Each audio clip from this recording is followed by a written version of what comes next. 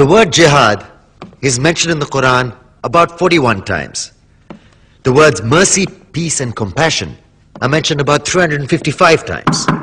Yes, come in. Come on in, Riaz. Sit down, please. Contrary to popular belief in most Western cultures, Islam is a religion that preaches peace and tolerance.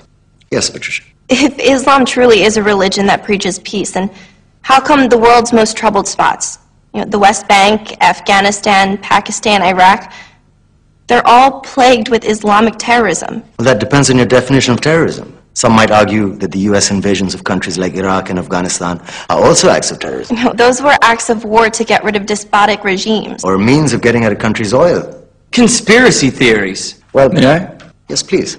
Go ahead, Riaz. Mr. Khan is right. I mean, if we're talking about terrorists, the world's biggest terrorists are the white superpowers. Come on now. No, really, stop and think about it. Explain 9/11. Okay. Do you know how many people died in the Twin Towers strike? Around 3,000. And do you have any idea how many people died in the bombing of Afghanistan? Take a wild guess.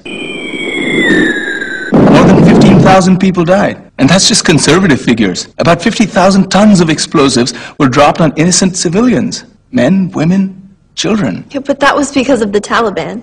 Now that you brought it up, did you know that the Taliban was a creation of the CIA?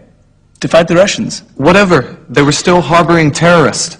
Yeah, right. Terrorists that were never found. Just like the weapons of mass destruction that were never found in Iraq. Do you want to get into the death toll in Iraq?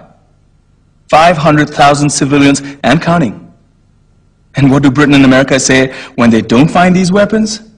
It's simple. They just say sorry. And still refuse to relinquish control of these countries. What are you trying to say? What I'm trying to say is that just because you're American, wear a fancy suit, and call yourself the president, doesn't make you any less of a terrorist. I'm saying that if you don't stop meddling in other people's countries, you will face a backlash. If Muslims like you feel that way, then why don't you get out of our country? We will. As soon as you promise to leave ours.